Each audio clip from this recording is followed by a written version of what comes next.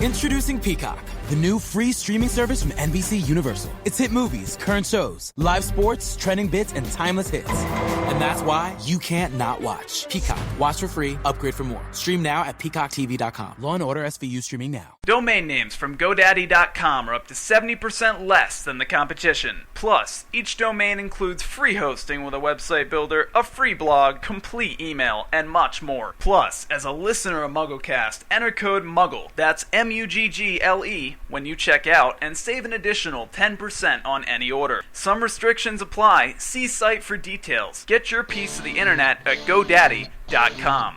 Because Joe obviously listens to Micah, thank you, Maya15 in Slovenia. This is MuggleCast episode 69 for December 22nd, 2006.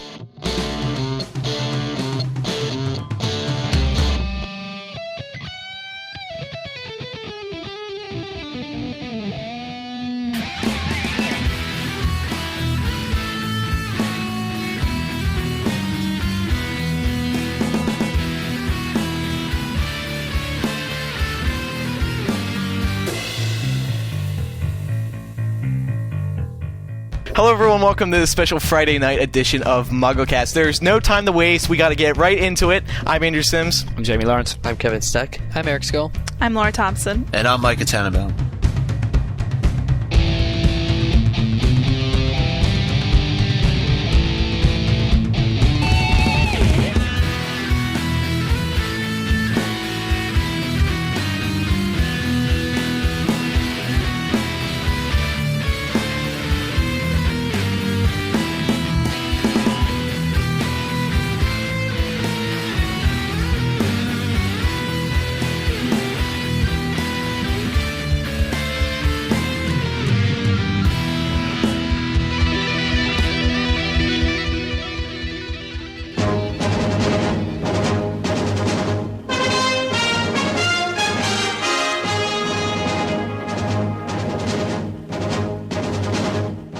Breaking news at this hour, we have a new photo of Dan Radcliffe currently on display at the Michael Bird Photo Exhibition in Fulham, London. I'm just kidding. The real breaking news? J.K. Rowling yesterday revealed the title of the 7th and final installment in the Harry Potter series, Harry Potter and the Deathly Hallows. There's no word yet on a release date, but people should note it took Joe roughly 6 months after revealing the title of Half-Blood Prince to announce the date it would hit bookshelves, and then another 7 months before the book actually came out. However, I don't think we'll have to wait as long this time around. Plenty of discussion on all of this later in the show. Hopefully, Joe updates her diary in the next few days to share some of her thoughts. Speaking of Book 7/Film has a new interview with Prisoner of Azkaban director Alfonso Cuarón and another film director, Guillermo del Toro. In it, Cuarón discusses whether Harry could possibly die in the final book. He said, "I don't know. I had the same conversation with someone the other day about that. In one hand, it makes sense. In the other hand, how do you finish Harry Potter if you kill Harry? What is the resolution of the tale? How is she going to finish the 7 books and not have a temptation to do an 8th book? I don't know." And that kind of stuff, I have a really good relationship with JK, but I don't mess with that. He goes on to mention a recent phone call he received from Joe congratulating him on his film Children of Men. He said she really loved Children of Men, and we started talking, and I said it was a tough process doing the movie because of the brutality of what you're doing, of what we're picturing. And then she conveyed to me, yes, it's been hard for me, but when you do writing about the hard stuff, you have to sleep with that. But I don't go into details. That's all the news for this December 22nd, 2006 edition of MuggleCast. Happy holidays, everyone. Back to the show. All right, thank you, Micah Tan, the anchor man. You are welcome. You know, it's episode 69 of MuggleCast, and, this was originally going to be our Christmas show, and it still is. So Merry Christmas. Merry Christmas. Happy holidays, actually. Let's be fair, and happy holidays, everyone. Yeah. We hope you all get what you want. That just about does it for the holiday part of the show, because, as everyone knows by now, the title of Book 7 was released. I can't believe I'm actually saying the title of Book 7 was released. This is the beginning of the end. It is. Guys. It is. And I forgot to boast that we have 6 people here in the room this week. In the studio. We got a little extra MuggleCast money thanks to those step-up ads, so we flew everyone out. Except for Ben. He had a debate this week. But everyone's here. Everyone's in the studio. We had a little holiday party a little bit earlier. Featured soda, Doritos. Try the It was eggnog. very Eggnog. festive. I didn't like the eggnog. Yeah, but the ham was to die for. Yes. Ben sent it direct from Kansas. He slaughtered it Pig himself. for us. Yeah. He killed the boar. So we thank him in advance for that. So That was very. we'll get to our Book 7 discussion in a minute. We just want to remind everyone first. Vote for us on Podcast Alley. And, of course, the new month is coming up, so don't forget to place your votes once a month, just one vote. And we like being up top there to help spread the word about the show. There's also a new way to help us spread the word about the show. Dig Podcasts over at dig.com. They have a new podcasting section. We want to get up in the ranks over there, too, so people who are into Harry Potter that visit social bookmarking websites like Dig can subscribe to our show and join the craze. So that's that. And also, this is very important, MuggleCast t-shirts are going out of sale. This is the final week that we can ask everyone to purchase a MuggleCast t-shirt. Like the GoDaddy and Step Up ads that you heard at the beginning of the show, the t-shirts help support the show week to week, like, for example, flying everyone out here to my house to record the show. It also helps fund our holiday parties. Although next year, I think we're going to skip out on the eggnog. And our professional audio equipment as well. Don't forget Audio that. equipment, yeah. We have top-notch audio equipment.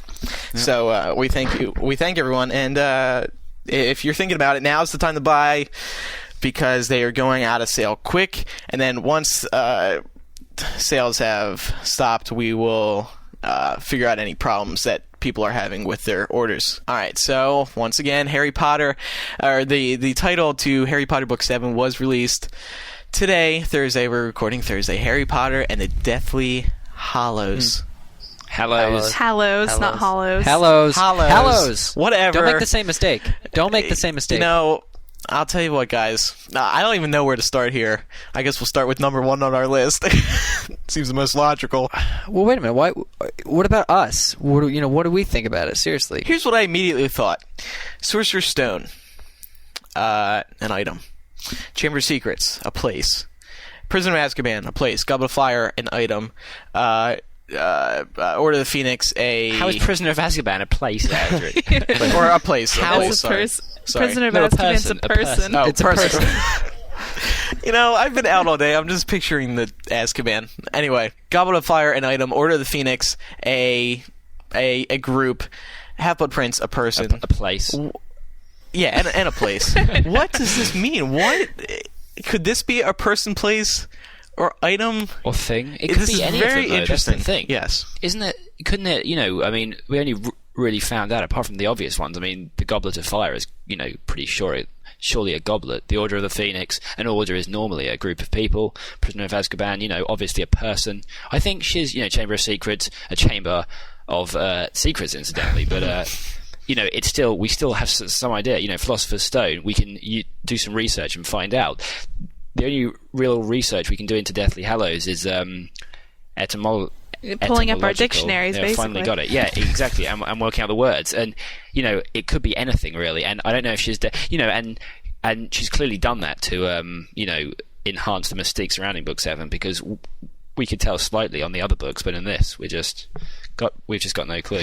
When I first saw it, I didn't feel disappointed or anything, but when I looked at it, I didn't think that it was nearly as precise as any of the other titles have been. I thought it was a lot more enigmatic, and we started getting all these emails pouring in with all these suggestions and ideas and stuff, and when we started going out and looking up, Hallow and what it actually could mean and the actual connotations behind it, it started to kind of take full form, and kind of, all these theories started coming through, like, could Hallows be Horcruxes because the definition of Hallow is to make holy or to consecrate. It could be a holy item, and obviously a Horcrux is something holy to Voldemort. So it could obviously be surrounding those, because obviously Horcruxes can be deathly. They're created by killing, so... Right. Do you think That's J.K. one Rowling idea. is going to get trouble for referencing holy items? Well, holy, I have a second definition for Hallows, which means to respect or honor greatly or revere, which kind of made me think of respected magic and the revere, the reverent magic, as in the ancient magic. and things that we don't really even know about. But the Hallows being, this respected kind of, again, enigmatic, but the whole mysticism behind all these events that have taken place have to do with Voldemort and his Horcruxes, and the first word, deathly, just being Harry crossing and as close as he has ever come in between life and death. Do you think that means... Sorry, I thought you finished. No, that's fine. I mean, I was going to say, do you think that means that this title is more sort of overarching for the series as a whole, rather than specific to its book? Because it seems like it could be an umbrella term for the entire, the key to the... it's true. If you understand the title behind it, you understand the secret to the book. Because maybe, I don't know. I think it may be both. I think JKR may have become so good at it that she's done Deathly Hallows being something, as we have in like a rebuttal type thing, for this book, but also an umbrella term, like you said, Jamie. Okay. I think it's just, yeah. Well, do you think she's taking creative license with the word too? Because when you look it up, hallow is usually used as a verb, isn't it? Oh, yeah. I mean, she's clearly made it, Deathly Hallows isn't a phrase you'd ever find anywhere else apart from the, title of Book 7. It's like, that's the thing. She seems to have, however much you read it into the dictionary definitions, there's clearly an etymology that she's created. And, we actually... Sorry, Jamie, I didn't mean to talk over you there. No, it's okay. I was just airing because I couldn't think of anything either good or Andrew funny. will kill me for that later. But this was actually from Alicia, and she said that she looked up Hallow on Google, and she said that Hallow's on Google and something... Oh, wait, never mind. She said, by Google's definition, a Hallow is the beginning of the witch's year, when the veil between the worlds grows thin and the spirits of the dead may return to Earth. Emphasis on the word veil. Yes, emphasis, veil. Huge this emphasis got on the me word so excited because you know that I love to harp on about how the Department of Mysteries is very, very important and how the veil is going to play a pretty big role in Book 7. So is it possible that people are actually going to start kind of coming back from the veil in the 7th book, like all these spirits? I just can't believe that, because then the book really becomes just unreal. And like we were saying earlier, if Joe is skewing the words a little bit, then I think that this is definitely a possible theory, and it's excellent. I just don't know. This book this has got to be a massive book. You know what? I'm scared. That my primary emotion right now is scared, and do you know why? Because you're going to be locked up in your room reading it for 4 days, weeks. No, I'm not scared. I'm actually looking forward to that. But I'm scared because if you think about it, Jo has typically been, I would say, a little bit courteous to give us, yes, she has killed characters. She has killed characters in the past, but usually she does it at the end of the book. Right now, guys, with Book 7, we have a death on the front cover. We have we have a death on the front cover. Deathly No, it could Hallows. just be descriptive. It could just be descriptive. No, but the word death is on the front cover. We have a death on the front cover. It says deathly, which implies something can cause death. And it doesn't necessarily mean that there will, that's saying that there's a death, although I'm sure there will be. Right, and I think if they're representative of the Horcruxes, then it definitely could be, what Laura just said in terms of representing death. Death to the Hallows. It has everything to do with immortality and life and death. And it's like all the stuff Voldemort's been doing since Book 1. I was thinking about that, Sorcerer's Stone or Philosopher's Stone or everything, this whole series has really been about, you think Deathly Hallows has been this really sinister, doesn't really fit with the rest of the series type thing, but it's like a coming to, a realization that it has always kind of been about life and death. It has, do you think there's any connection between... We know that Lily and James died on Halloween, which was, it's also known as All Hallows Eve. Do you think there's any connection there? Well, it's just the etymology of the word. All Hallows Eve being... you can make the connection to... Right, but it depends on how she's using the word. Yeah, it's true. Doesn't that come back to Alicia's point that, Halloween is the day when the boundaries between the dead and the living is the weakest. Well, Jamie, maybe what you were saying how the title might encapsulate all 7 books. Maybe it has multiple meanings for just the one book. Because we also have to think about... We'll get to this in a minute, but we also have to think about that she was debating... This is one of 2... Well, 3. Yeah, 3. Yeah. 3 titles. And this is one of them, so... Yeah. Don't worry, she told me the other two, so, at some later point I'll let you guys know what those are. Okay. Yeah, They'll be Micah, on has she eBay told later you? tonight, Has she yeah. told you the release date yet, Micah? No, yeah, where's it's the very love similar. here, guys? I mean, how many times have I asked Okay, her? all right. Okay. Let's hand Mike his props that he deserves. Micah, what exactly did you say last week on the show? Well, I said last week at the end of the news that I noticed she had updated her site after I had asked for something. Kevin, Laura, and I were having a discussion about, I think it was innocents and traitors, and I mentioned something about her updating her site because it had been so long since October 31st, and sure enough, she did her little diary update last week. And you know what? At that point, I was convinced that there was not going to be anything coming, Right. with as a surprise. And then at the end of the news last week, I said, she made an update. Maybe I'll have to ask for something big for Christmas from her. And it's a few days before Christmas, and what do we get? I don't know. Micah, there's a weird pattern going on. I'm not, Think about what happened the first time I asked my What's Buggin' Micah segment. A couple days later, she updates her site. I mentioned something about Halloween. She updates her site. I mean, this is like going 4 for 4 right here. I don't know. On the other Good hand, work, And you know what, Micah? Micah, you know what I really appreciate? You had her update her site on my birthday, and that was really nice of you. Aww. I really appreciated that. Well, that wasn't Send the your intention, payments. but send your Oh, payments well, to Micah. thanks. He will. Yeah. Micah He'll will have make Joe update his site for your, on your birthday. specifically for you. Yes. Do you guys have any other theories about the title? Well, I was thinking, and I think I said it to Laura, I think that the meaning of the title is embedded once again in the book. Like, there's not much we can say. There's not much we can say looking from. Actually, Kevin, it's embedded in the spine of the book. What I was saying is, we knew with prior books, there were hints given to us in the previous books that we had read that could allow us to make theories on the next title. I think that we haven't seen any of what this title means, if that makes sense. Clearly. Well, yeah, you kind of mentioned to me today that you thought it was like Half-Blood Prince, where we didn't really know what that meant Right. until we read the book, because a lot of people kind of assumed it was an actual prince, and it turned out not to be. Well, So, kind of. Yeah.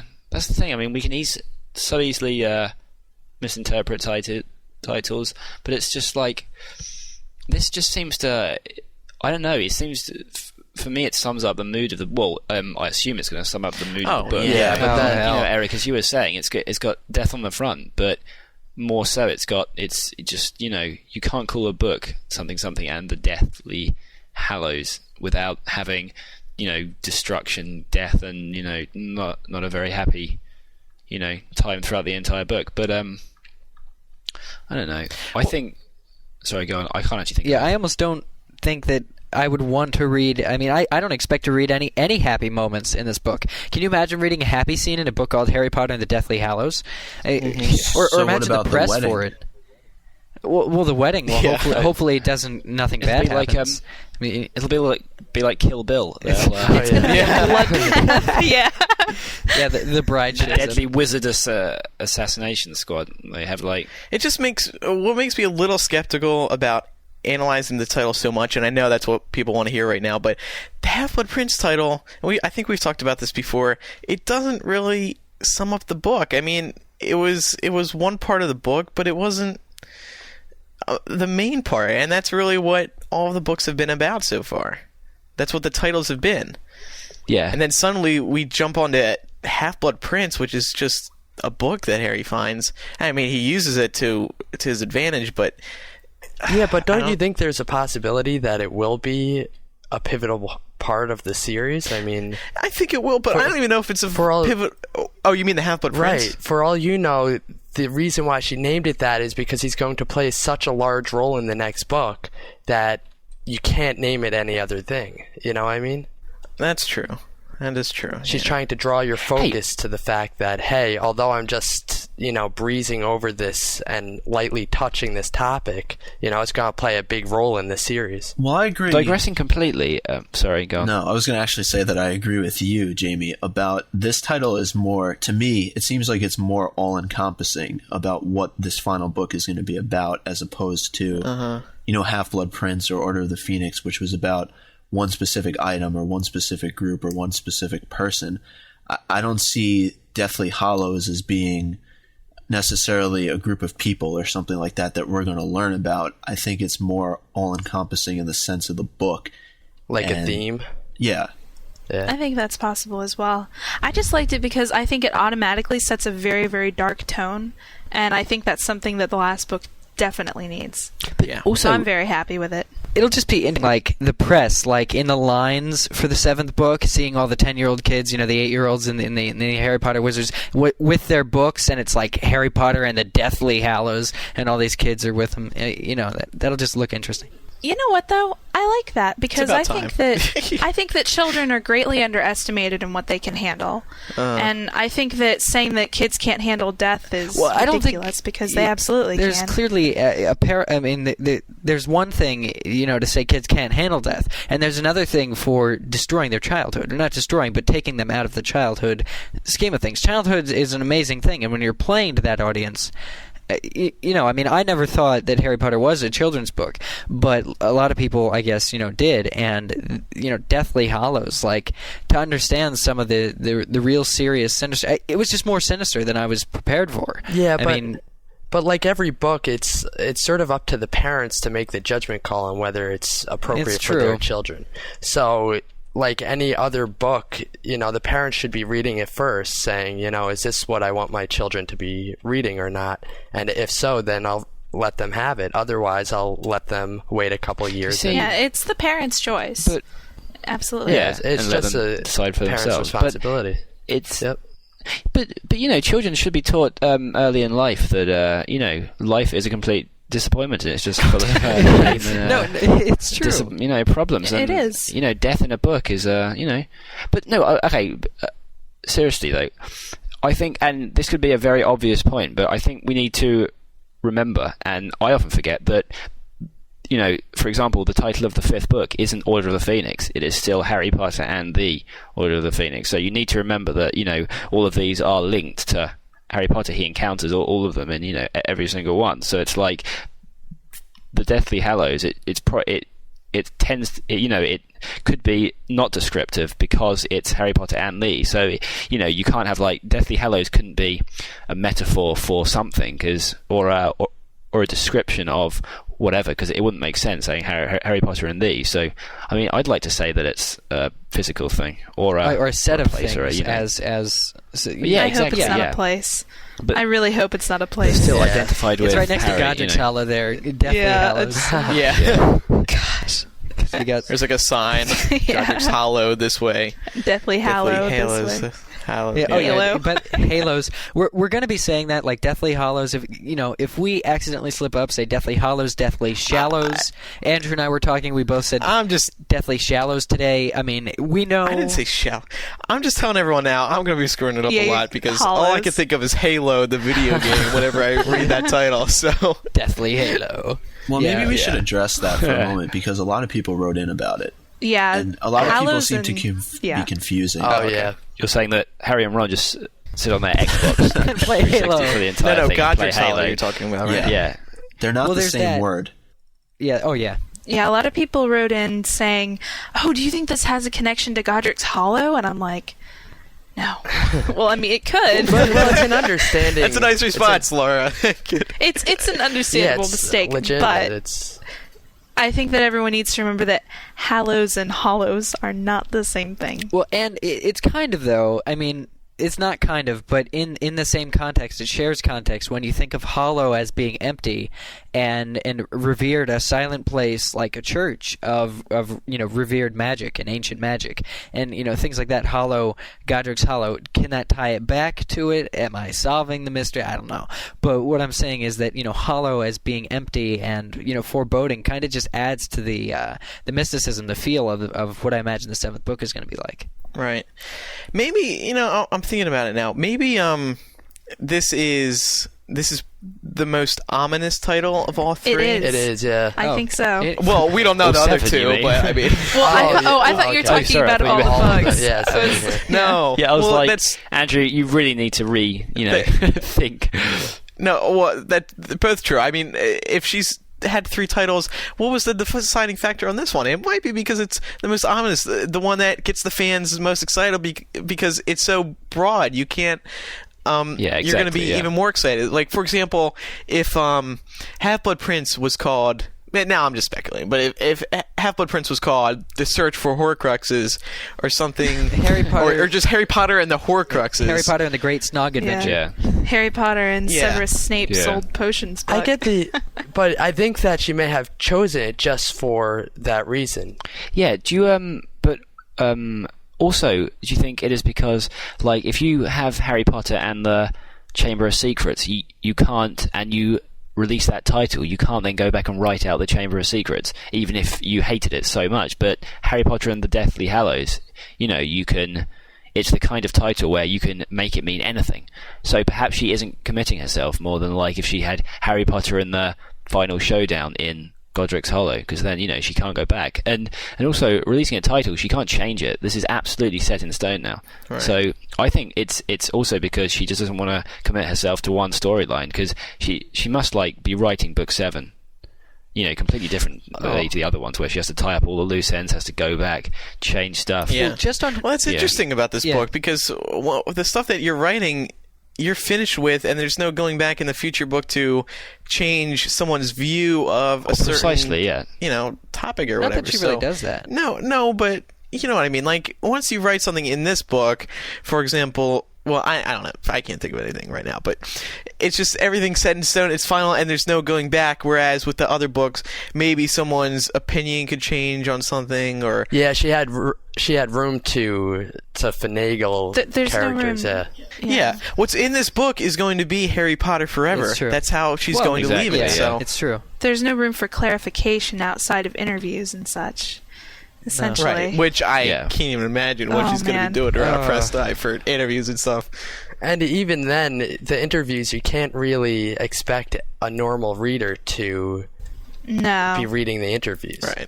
When Yeah. your normal person just picks up the book and starts reading it, they're going to get an impression of the book based on what's written in it, and she has to make sure it's correct. Otherwise, And also, it kind of, I don't know, it has a metaphysical meaning, I'm sure, over just a literary meaning as well. Like, she could argue that it represents, I mean, if you take the word hallow to mean the veil between the worlds, then you could also take it to mean the divide between good and evil, the divide between Harry and Voldemort, and that, so I mean, it could mean so many things on so many different levels, which I think is a good thing. I don't think it's I don't think it's good to have Harry Potter and the, and then specifically, exactly what's going to happen, or one pivotal thing. So I think it's a very, very, very interesting title. Well, I have a question. That said, go ahead, Micah. Yes, Micah. Well, if you take it to mean that Hallows are the Horcruxes, and you take the word before it, deathly, as in causing death. I mean, you look at the fact that R.A.B. died from the locket, Dumbledore's hand was dying from the ring, and maybe he was doomed to die anyway. And you think, wait, yeah. Micah? Sorry, I don't. R.A.B. didn't actually die from. I don't think we know how he died. It didn't kill him. He could have been It didn't kill killed in him. the It's just- pursuit of Yeah, he could have. Horcruxes. Oh, I think or he was. after Yeah, he destroyed it, he died from something whatever. related. I always assumed he died Yeah. from drinking the stuff. Great. Well, my point is, perhaps tied to each Horcrux is going to be somebody's death. Perhaps you can't destroy a Horcrux without somebody dying. I mean, perhaps Harry just got lucky in Chamber of Secrets with the diary. So you create one by killing somebody, and then somebody else has to die for it. That kind of sucks. It's just a suggestion. That's one way of putting it. Yeah. Well, no, I mean, that's cool. But I mean, that would really sink if that were the case. Could be. That said, do you think we're going to be seeing book 7 next year? Oh, jeez. Yeah, this is going to go into a whole discussion. Same. I would love to not see it next year. It's over after this. I It is know. actually So over. sad, but And just the timing would be bad in the sense of school and the movie next summer. And That's what do you I mean hate about school? it. No one's going to be in school. They totally well, hold on. ruined. Nobody. Now, wait a second. Yeah. What? Go ahead. They Eric, ruined finish on that. 777. We talked about this by doing a movie on 712. They aren't going to do the book on 7707, and if they do, it'll be really stupid because everything will be jumbled. There will be no way to get the information across. What was good, what you like about it. Everybody will be forced to condense their opinions and not elaborate on anything, and they'll it's too much too soon. But I think, as Jamie so eloquently put it last time, she can't just pull the book out of Oh, her. thank you, Micah. You know what I mean?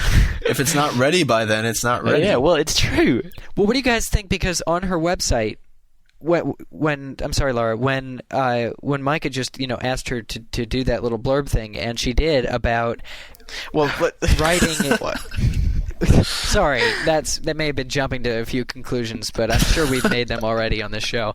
So when JKR wrote that thing in her diary about doing the scenes that have been planned for 12 years, do you think that means she's towards the beginning or towards the end of the novel? I think that's got to be towards the end. You think? Because if you've Yeah, had it this must story be. in the back of your head, this part of the story for the past 12 years, you're not Yeah, thinking about absolutely. the middle when you're looking for, I mean, I don't want to say fluff, but because maybe she has had the final book all mapped out in her head, so...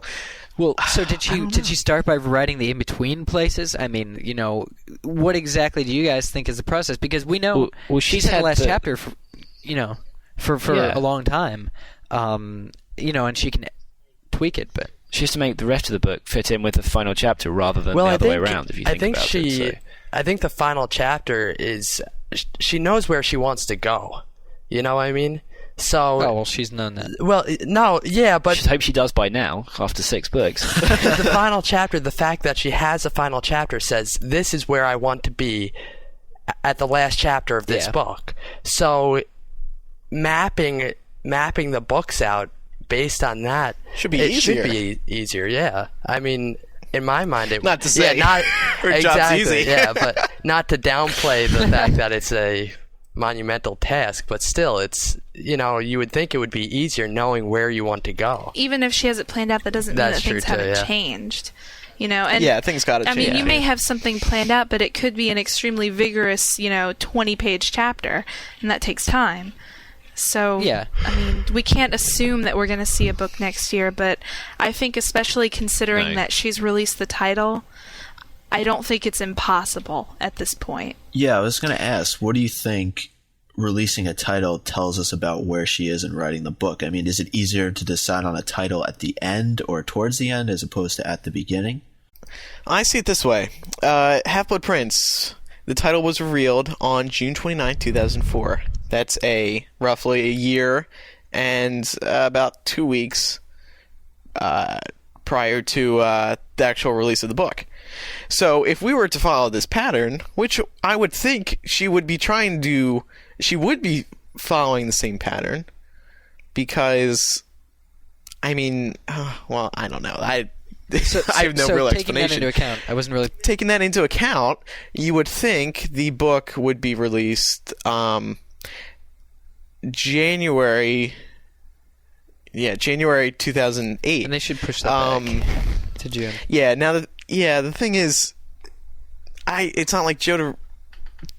She wouldn't. I don't think she would release a book in January No. for a January release. No, it would would, probably be would a she? summer release. And do you think Joe has a choice when it's released? Yeah, I think she has a choice. I mean, she has a say in it, but you Oh, would yeah, think that definitely. the publishers would be the ones to give the best recommendation. Joe Rowling is untouchable, okay? If she wants a book done... They can't say, like, publish it February, and then she says, but, well, I haven't written it yet. Tough. You've got a week and a half. Do it. What I'm saying is after she's done with it, the publishers say, I think it would be best to release it around this date. And the likelihood of her going against her publishers and saying that is no, but what are they going to say? They're, and I understand what you're saying, Kevin. The publishers they're going to say the say, date that is going to be most optimal for sales. No, not the date. Do you really think they know to the specific date what book? What date? I'm talking about when she finishes the book. The time of the year that. But they're gonna say. Scholastic is going to say their biggest time and the ideal time to release this will be summer. Now, as far as getting more specific about that. Well, yeah, but as far as getting more specific about that, I think Joe would actually have some... they're not going to say we have to do either the weekend of the 14th or the 21st of June. If she wants to do a July release, I'm sure they'll be a little lenient because summer is their biggest time. Yeah, they will. Of course, but what I'm saying is that I don't see it being released during January because it doesn't seem like the normal time for such a large book to be released. But I don't think it would affect the sales. I think it would still sell a tremendous amount. No.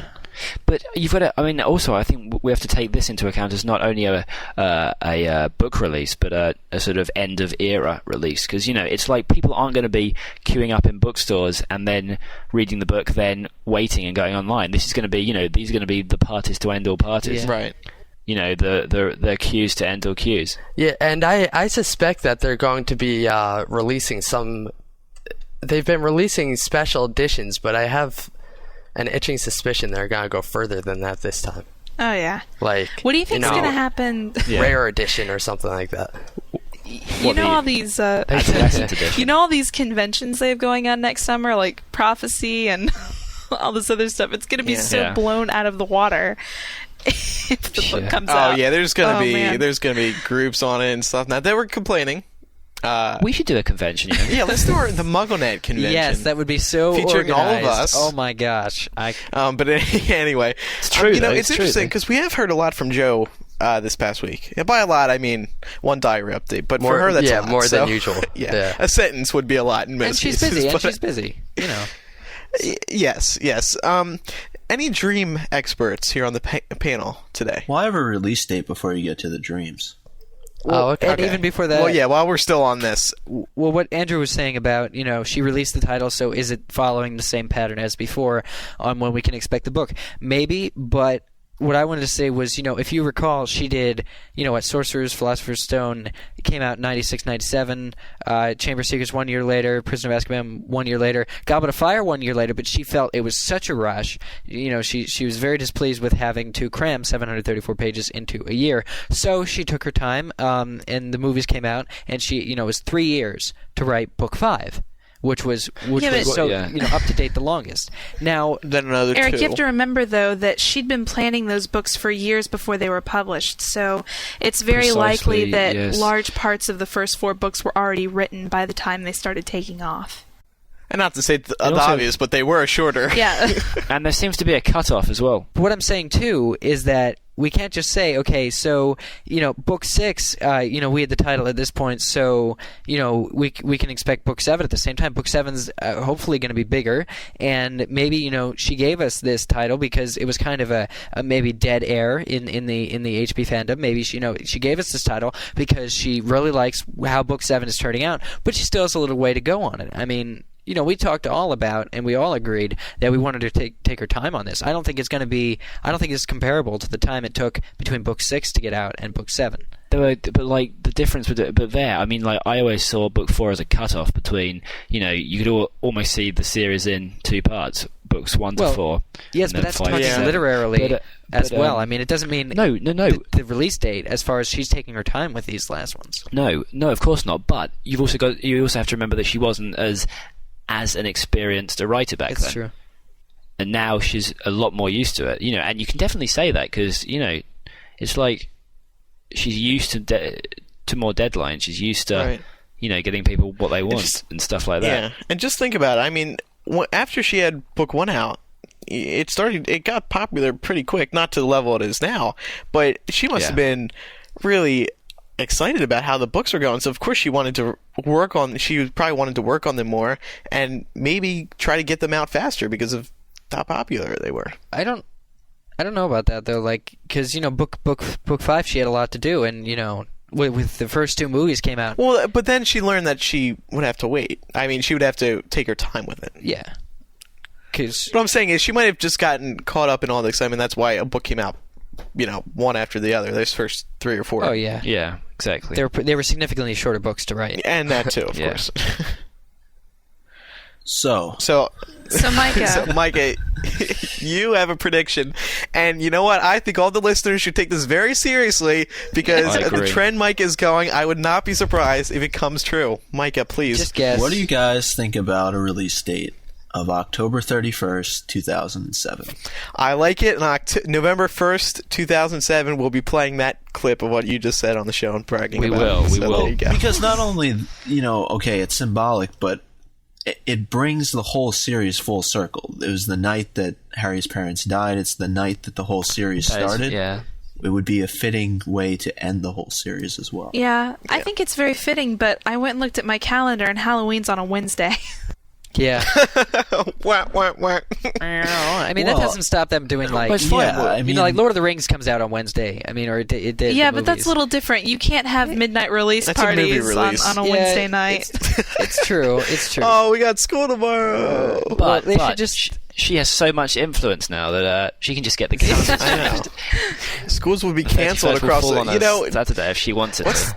Let's talk about that for a minute. If a book came out on a Wednesday, do you think so many people would Skip school. not go to with school the movies, next skip day? school, yeah. I would. That it would be like a big hot item on the news and like Yeah, and I would not be surprised at all. that's why I think it's a good idea to release it in summer because Yeah. this book will probably take a long time to read. And if they, especially Harry if they Potter do it in the middle of the Day. week, J.K.R. will get blamed for so much like truancy and absences and stuff.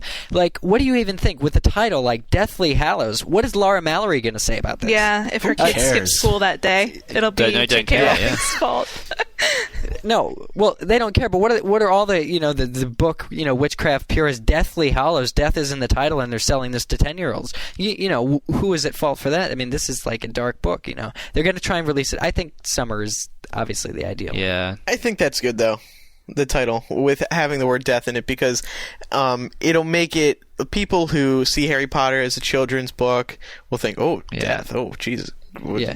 It's a challenge to people as well. If you like it, you read it. It's got nothing. She's saying that it's my book. I'll call it what I want. And if you don't want to read it because it's got the word death in it, then Right. whatever. And, some Everyone's people, still gonna read it. there's still those people in the United States, I'm sure they're in the UK, that people are like, oh, Harry Potter, that's lame and stuff. But they haven't read it. I'm not saying everyone would enjoy it because some people, it's just Yeah. not their thing. However, it really, I'm just preaching to the choir here, but it's really not a Yeah. children's book. But anyway. No, it's a book moving that along from it transcends all ages, essentially. I mean, It really does. it's a children's book because... Where'd you read that one, Laura? Thank you, Jamie. Sorry. No, because it is a children's book because children can read it. It's also an adult book because adults can read it. And there's so many parallels and stuff. Like, do you get? I mean, I was trying to think the other day about fantasy, and the thing about fantasy novels is, fantasy fiction, Lord of the Rings, and Narnia especially, and Harry Potter. They're kind of. They're not really fantasy in ways. I mean, yes, the main means of magic and things like that are fantasy, but really, there's so many political annotations, connotations, all sorts of things like that. It really tells an allegory of real life, of nonfiction, and each author is kind of, with Joe's ramp onto this whole death in life level. Each author in these fantasy series is really just telling kind of a skewed version of life. What they believe life to be like. And that's what literature is. It's true. Giving your own opinions on the world as it is, and she's doing even it. She's fiction, clearly, even in fiction. Oh, especially fiction. Especially fiction, exactly. Because you can present it in a way that doesn't show that you actually believe it. Like if your main character is, I don't know, racist, you can say, well, I'm not racist because it's my character. It's your, you can do whatever exactly. you want But with it. I was just saying when I was very upset about death, and I was like, does everybody have to die? In life, is that how she truly feels? And is that fantasy? Fantasy. I'm trying to think of, but even the old child, nursery rhymes and fairy tales are all about death. So one could argue that this isn't really feeding children death any more than they are. But what I was saying was basically that. The books, being fantasy, you kind of expect. Is there any happy fantasy novel? Basically, I mean, Alice in Wonderland, she goes through a lot of stuff. Is there any fantasy novel that's actually fantasy where you can get lost in a book like Reading Rainbow used to tell me? Yes. But how light is that? Seriously, like all of these seem to be like really dark, telling stories about life through the fantasy persona. It's just I haven't seen really like a fantasy novel that hasn't done that. Like there's no good, happy fantasy story, but that's just Deathly Hallows, go figure. Yes, sorry. Nice summary. Yes. Now, let me tell you what, guys. I like getting into people's minds. I aspire to be a psychiatrist when I grow older. Or a psychic. Is that what you're going to say? No, I was going to say or a psychologist. Or a psychiatrist. Or psychologist, whatever.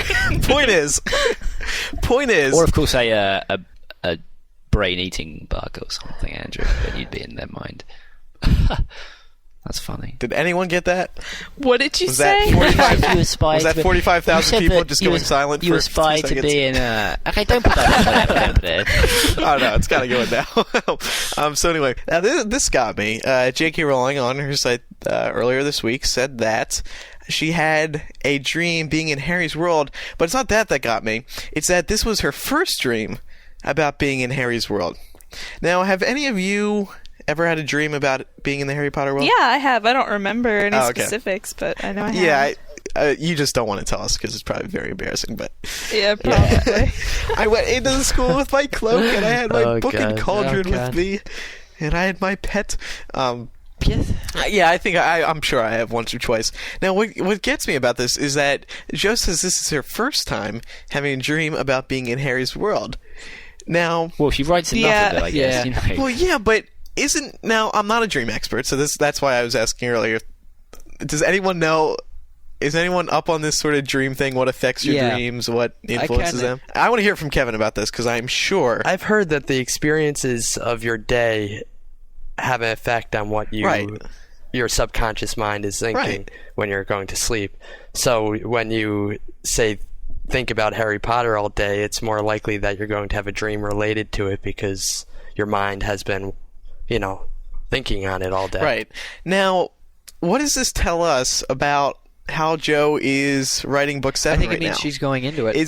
She's Yeah. getting so far into it that, whereas she probably, if this is her first dream, she has had a very distinctive persona in her mind where, conscious mind and subconscious mind, Harry Potter's so much on her conscious mind that, she thinks about it realistically, where none of us can really do that because we only read it, we didn't create it. And now she is going so far into things that I just think, if she's having dreams about the stuff that she's writing, that she lives in her conscious mind too. I mean, it's got to be crazy.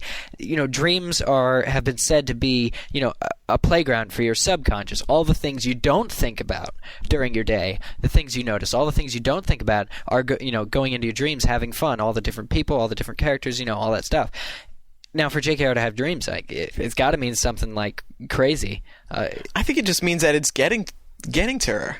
And I don't want to sound like we're judging her or anything, but I think it's really starting, like, the pressure, I'm sure the pressure has been there, but the pressure's really starting to build up to the point where, and I kind of feel it's out of my place to say this, but it's just getting to her to the point where it's, like, frustrating.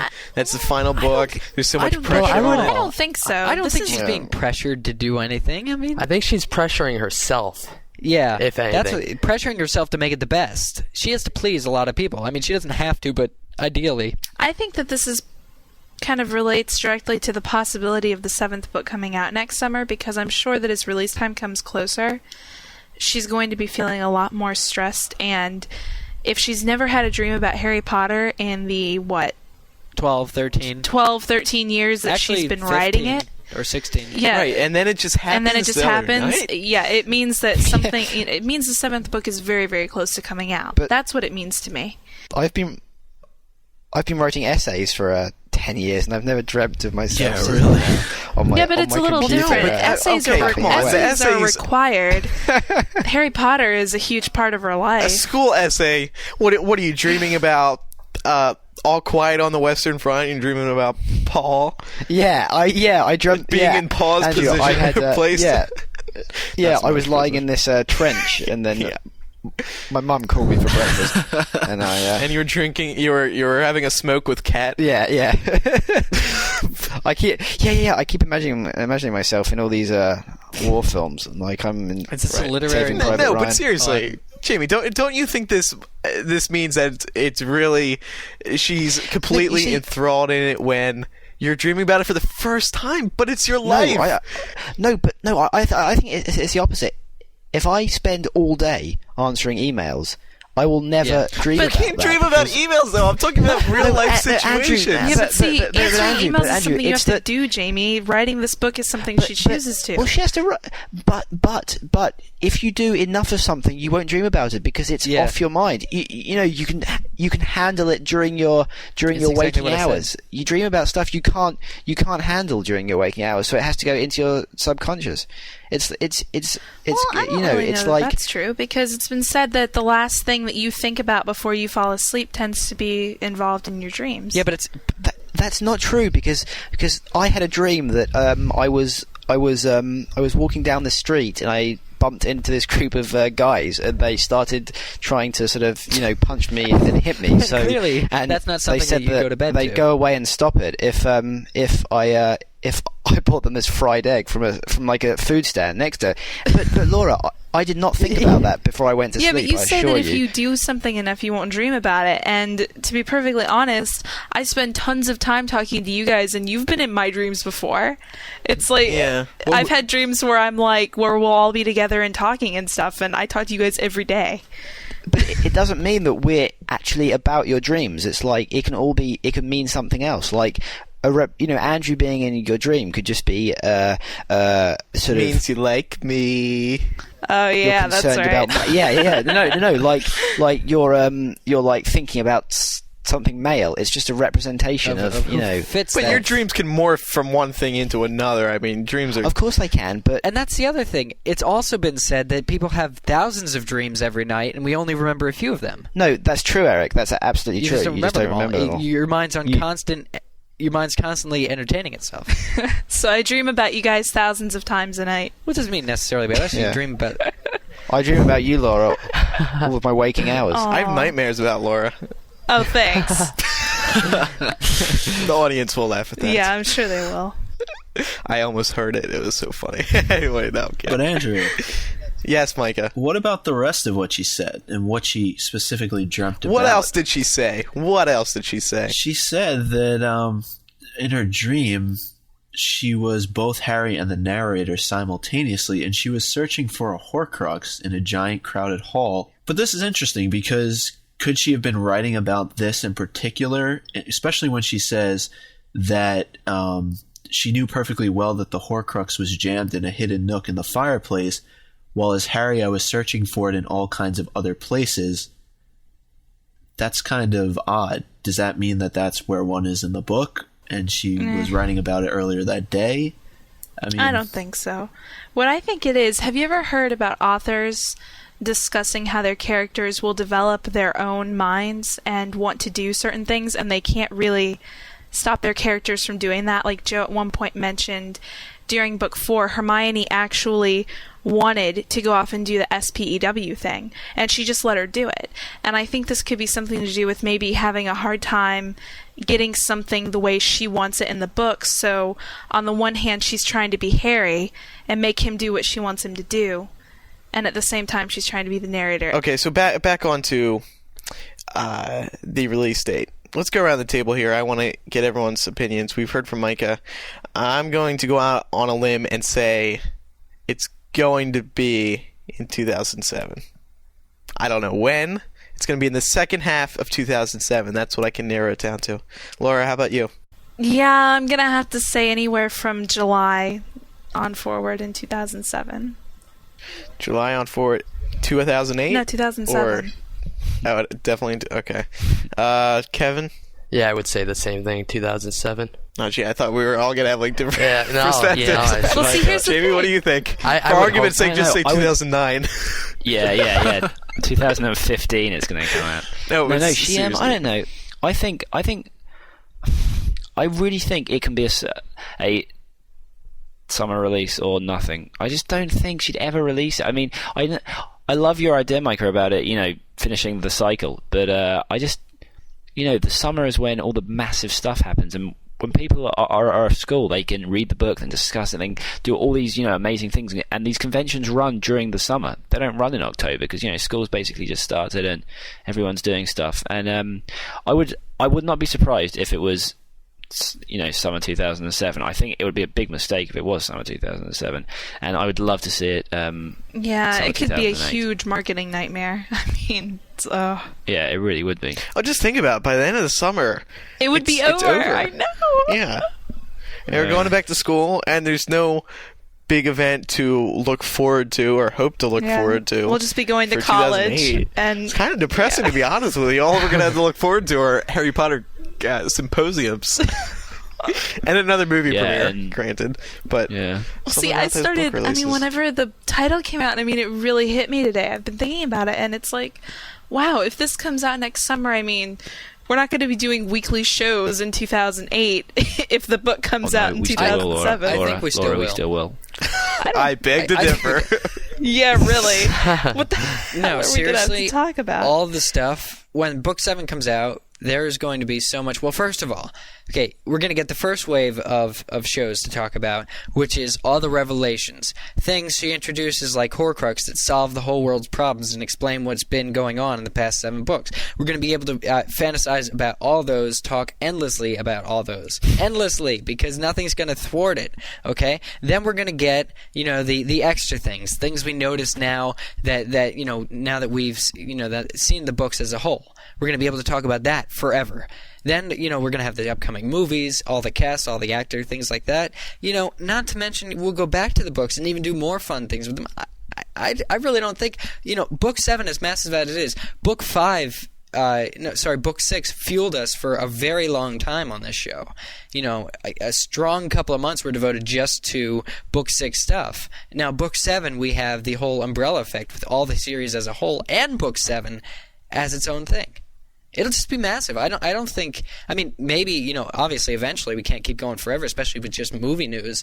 But I still think the hype will be there for at least another year.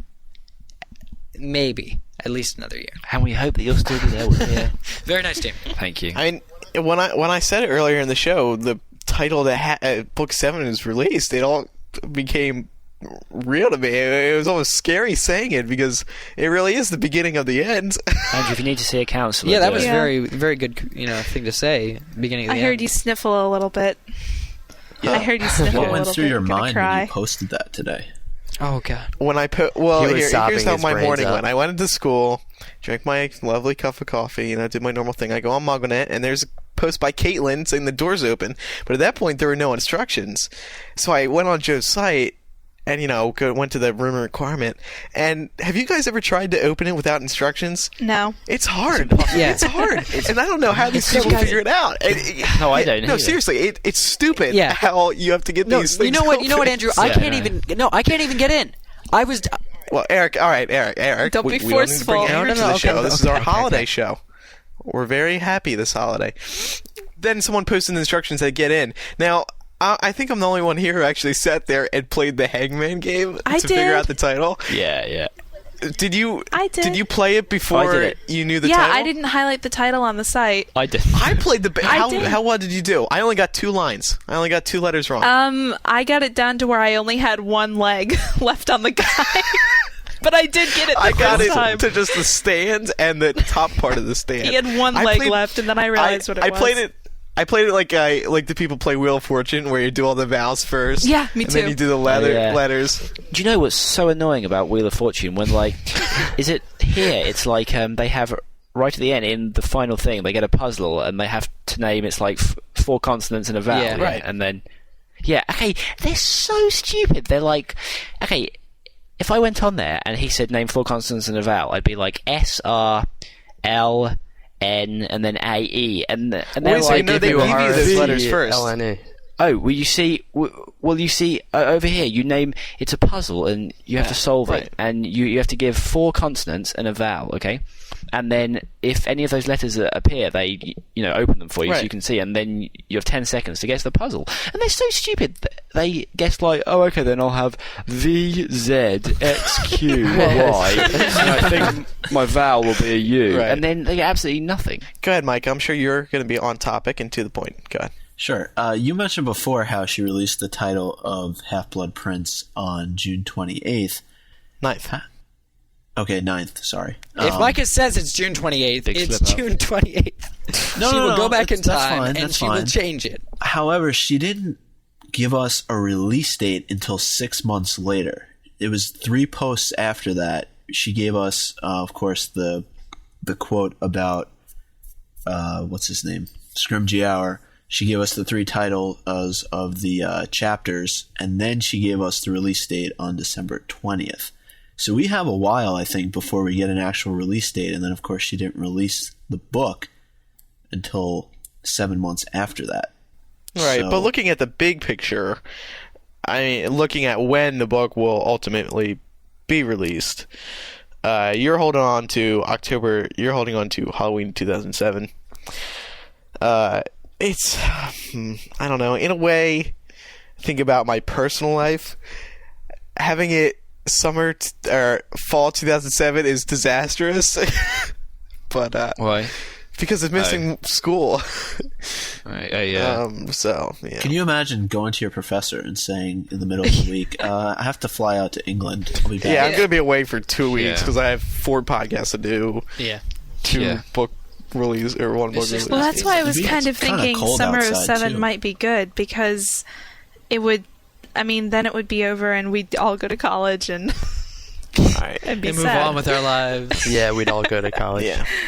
Eric, we have a couple of emails now I believe you wanted to go over. A friend of mine, Maggie, pointed this out to me today that this was on the Leaky Lounge. I just want to credit where it's due. I don't know who did it though, but it is on the Leaky Lounge. So I want to say, let's see here, the Hallows could refer. The Hallows could refer to the 4 Hallows of Arthurian legend.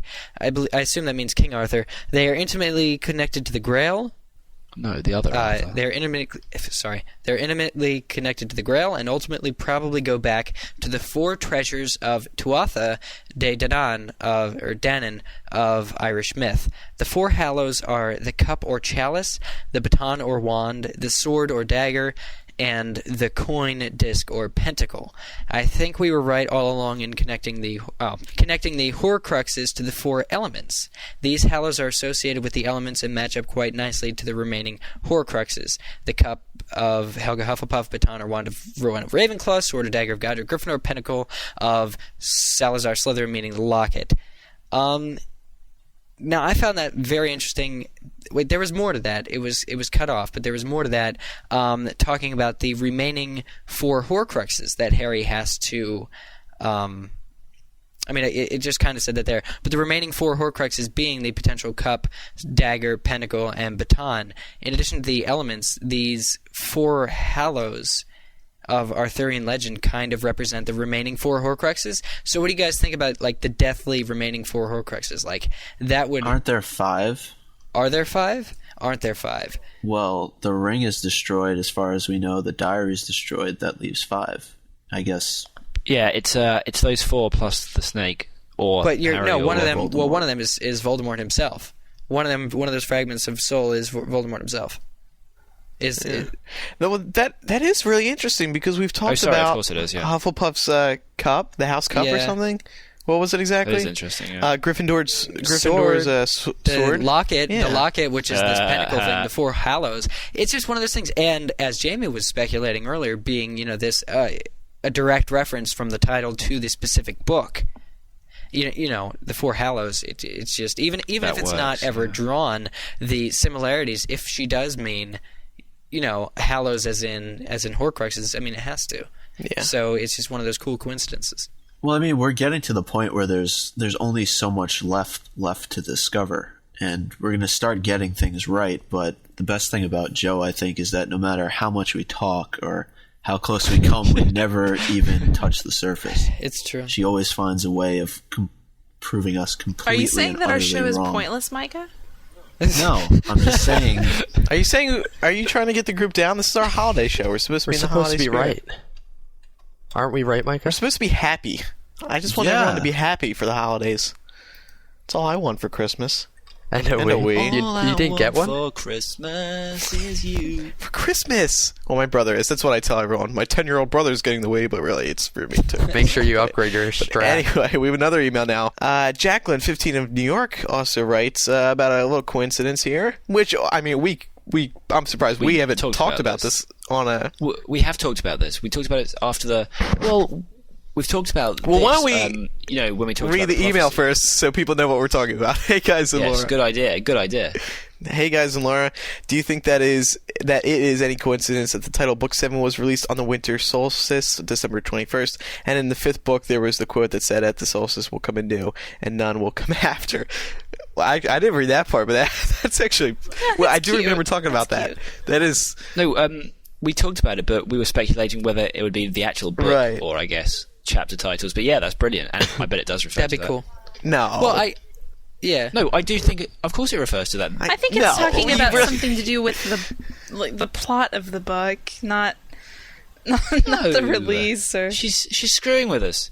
it's not impractical that JKR said, okay, I want to release the title this day, so I have the following several months to be thinking of titles. We know it was in her mind as early as August when she changed the title in the shower. Are you saying that when Jo wrote Order of the Phoenix, she was planning on releasing the title of Book 7 on December 21st? No, not at all. I'm saying no. Okay, I was just speculating. I was saying it was impractical. Since it was Book 5, it seems a lot less likely. Okay, since it was Book 5, but this is one of those things where it's the mysticism, it's the mystique of JKR to do this kind of stuff, to say, at the solstice will come anew. What does that mean? Well, it doesn't mean, but she could have taken that, said, okay, I said this, let's make that special. She pulls things from the past and makes them special. Just like she wrote that, Snape was the person who overheard, the prophecy, things like that. They came later in the books. You don't know if she originally thought them that way or if she's tying things in. It's just... Right, but I'm I saying think it's not that impractical. Nobody should say, no, she couldn't have possibly done this. No, I'm not saying that, but I'm saying that she specifically made a point of referencing that prophecy when it was smashed, and I don't think that was just for some cute little book release date. No, I think she had was... the opportunity, and she took advantage of it, and I think, if somebody asked her the question, she'd obviously say, not when I wrote the book, but it was available to me, and maybe she didn't even realize that she did it. Hey, maybe this is that's possible too. But moving along here, that does wrap up our Book 7 discussion for this week. We talked about this for probably a solid hour once this is edited down. So hopefully you all enjoyed that. We probably will not talk much about Book 7 on next week's show, the New Year's show, because we'll be too busy drinking champagne and having our second holiday Mince party. Pies. Yes. But moving along, we have an email in response to last week's show. This comes from a guy named Kevin. He writes, so I finally reached a level of technological sophistication that allows me to download the MuggleCast. The very first episode I ever listened to, I hear, quote, "They're better because they have a Keith and we only have a Kevin." End quote. Ouch. Okay, I'm over it now. Other than that issue, I enjoyed the show and will still listen to future episodes. Well, thank you, Kevin. Sorry you had to start listening to the show with a little rip on you. Sorry, Kevin. I guess he won't like episode number 2 where I accuse Kevin Stack of being a girl. Well, I have two things to say. Number one, I forgot. Number two, we moved past. Number 2 was we moved past Keith and the girl, and we're now number 1. Excellent. Yeah. I'm really hoping they're going to call us out on their show, but I haven't heard anything yet. I don't listen, but I'm hoping one of their listeners will tell us if they do. Anyway, moving along. Jamie, you got a British joke for us this week? Yeah. Okay, I have a few. First one. A guy goes into a butcher's, okay? And he, there's all this meat on this really, really, really, this counter is way, way, way up in the shop, like near the ceiling. And he says to the butcher, "I bet you $1,000 that I can jump up and pick that meat off the shelf and bring it back down." And the butcher says, "No way, the stakes are too high." Woo! And I just have a couple of sort of puns. That thank you to everyone who's sending in these puns. These are absolutely very, very, very I love funny. puns. Yes, same here. Such as a chicken crossing the road is poultry in motion. What do you call an Ethernet? Yeah, here's a kind of geek one. What do you call an Ethernet network in Australia? The LAN down under. Kevin laughed at that one. That was pretty clever. Pessimist's blood type is always B negative.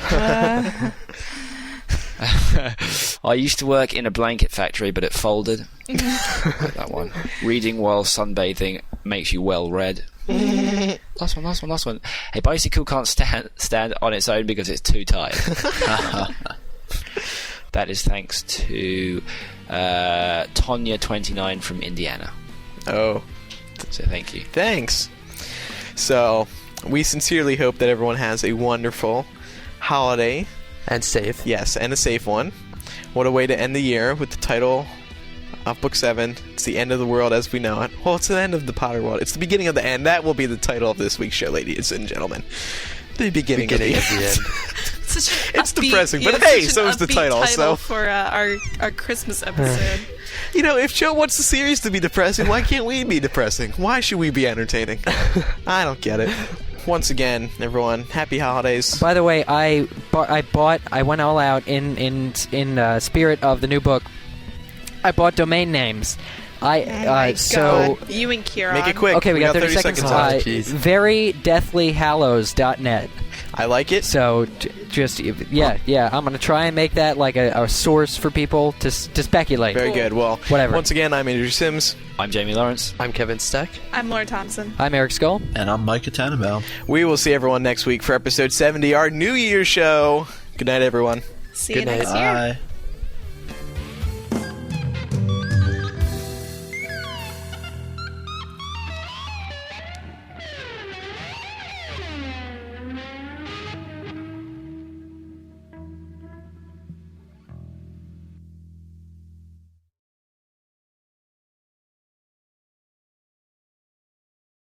Andrew. Yes. And that was good, but you're upstaging Book 7. Oh, well, I'm getting to it. We're 5 seconds away from it. I know. Okay, so continue. Okay. You know, it feels so out of place doing it this week, but I have to just one more time. I have a final Wizard Rock update for everyone. And this is actually an important one because I'm a little hurt, everyone. I don't know if you guys have heard about this. There's another Harry Potter podcast out there. Fellow co-hosts, have you heard anything about this? What's it called? I thought I knew about one. I forget the name. Called? It's not very memorable. It's so anyway. I'm an avid listener of the other show. Again, I can't remember the name. So I'm listening to the other podcast the other day, and I hear this. He basically took stuff from his what's that? GarageBand in iTunes, in Apple, and basically sings and screams over it. And it's cool. So cute. It's that so sounds cute. Like Andrew it's like, Sims you go. and his rock band. Yeah. Anyway, I'm not gonna lie. I'm a little hurt by that. Someone gave me a story. Distraught. They basically laughed at my idea for a Wizard Rock band. And which is understandable that this would be brought up on another Harry Potter podcast, because I mean, when you are second rate to us, it is hard to come up with new content. Andrew, put out, but whatever. Let me tell you something. I really doubt that you're going to hurt as many people's ears with your song as they did last year when they did your Christmas song. Good point, Micah. Yeah. Good point. Okay, guys, we're really upstaging Book 7. Okay, really upstaging Book 7. I know. We're gonna get to it. This is very important, Eric. You have no idea how much this means to me. Okay, so that's that. Not very happy about it. I expect an apology from him, but I got a lot of feedback about my preview of the Wizard Rock song last week. A lot of people enjoyed it. However, I actually made a mistake. I played a clip from Harry and the Potters. So I'm going to actually release the show. Off as your own. Release the song next week on episode 70. I'm sorry about that, everyone. Some people actually liked the clip that I played. Let's just move past it, and you'll get the show next week. But anyway, now getting into our serious stuff. discussion. The We lost grand. Eric. Once we get to Book 7 discussion, Eric drops. Yeah, he drops out. Yeah. Thank you for dropping for our Book 7 discussion. Yeah, it's too damn excited. Yeah. Eric? Okay, cool. Yeah, I'm here. Okay.